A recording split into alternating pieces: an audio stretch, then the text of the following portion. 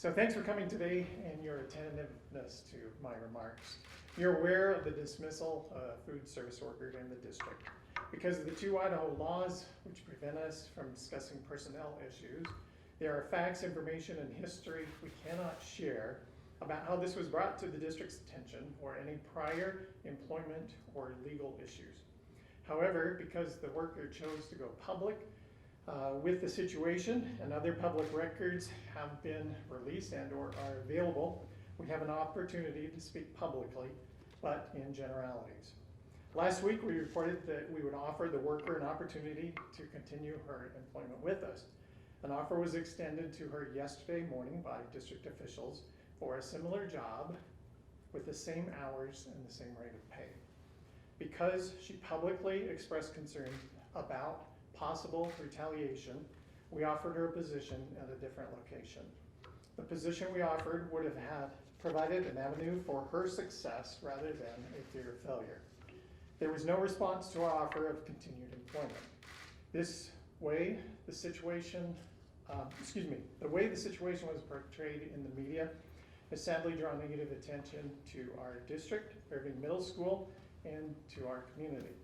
Therefore, we would like to address the process that is in place and has been in place for over a year to ensure that children do not go hungry during the school day. First, we made numerous attempts to resolve the issue before the child even obtains a lunch. Automated phone calls, emails, text messages are made every Tuesday and Thursday evening to parents of students with negative balances. Phone calls are made to parents by the food service office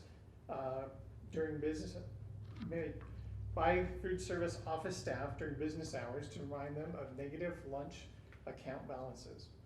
Every day, an email is sent to schools alerting them of all students who may go over the $11 limit or who have already gone over the $11 limit who are not able to charge a meal.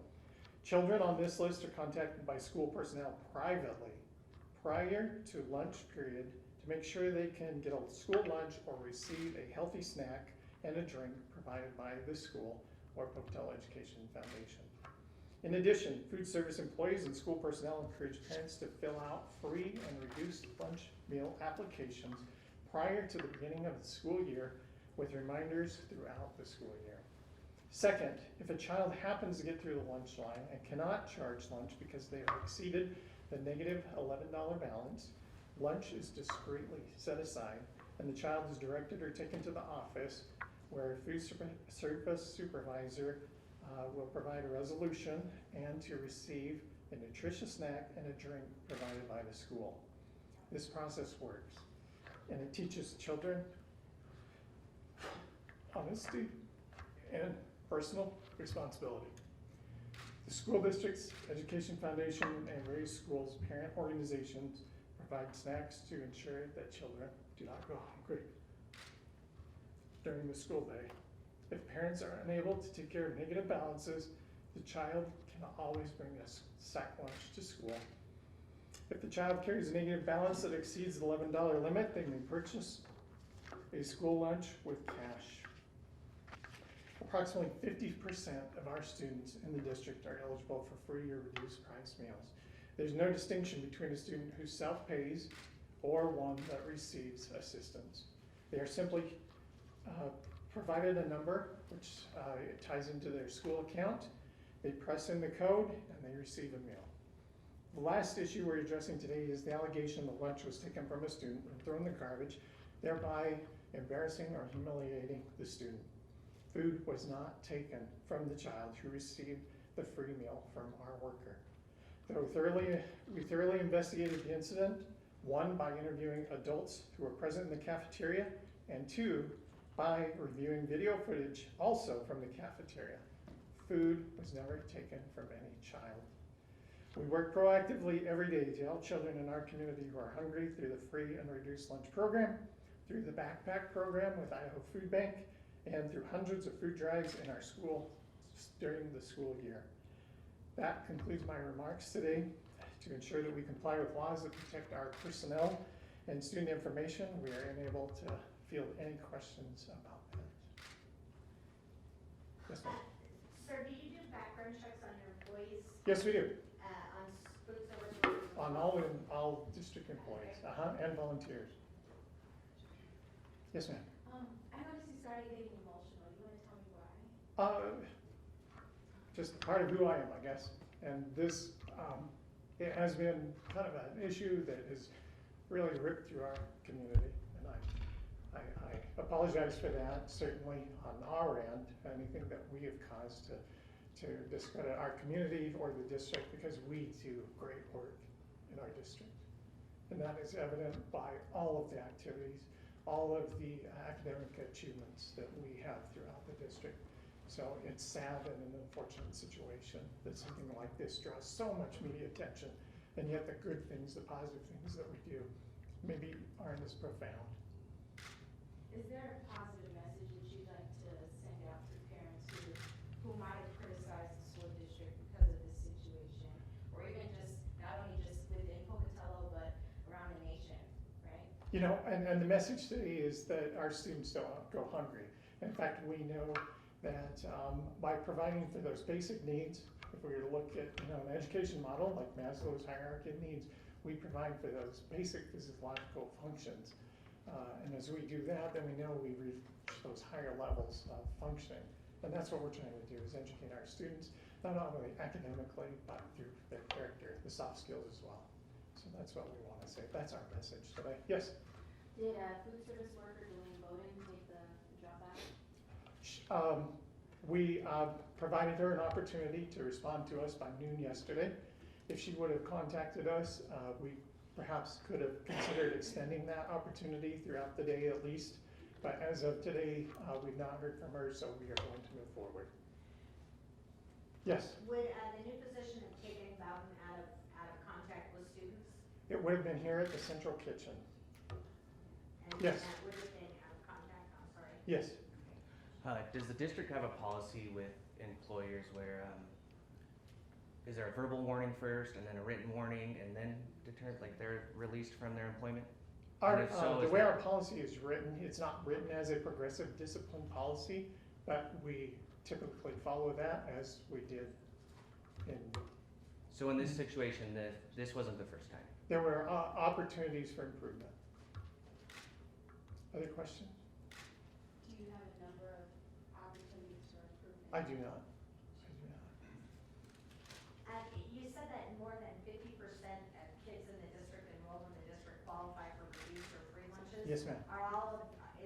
Is that how many kids in the district are enrolled, have already applied and enrolled, or are those that, are there a number of, in that percentage that haven't enrolled?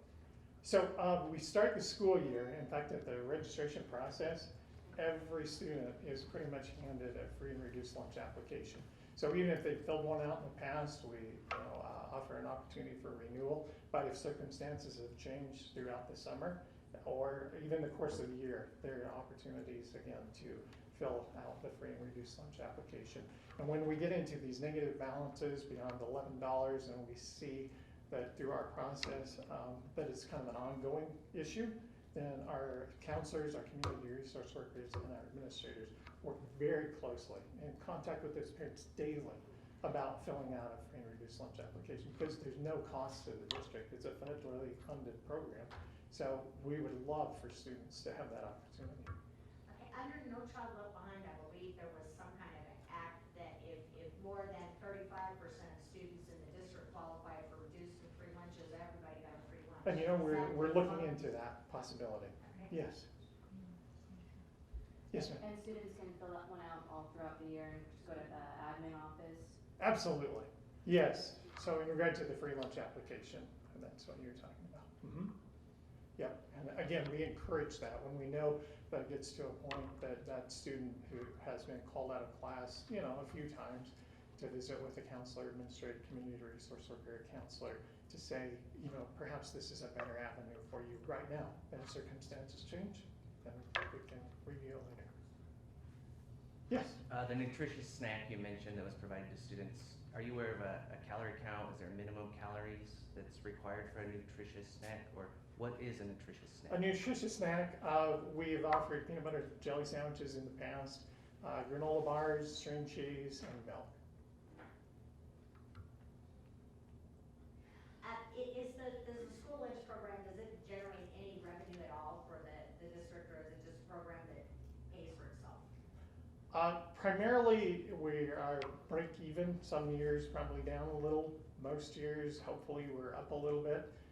Again, that all is dependent too upon, like for example, our summer food service program, where we provide opportunities for all children through the ages of 0 to 18. And so there, yeah, other than adults, we feed all of our community really throughout the summer at I think 9 locations. You said you were looking into the possibility of everybody, all students getting a free lunch. How would that work? How would that work? That will probably be a discussion that we'll have with our Title I coordinator, because all of that comes through the free and reduced lunch program based upon the numbers.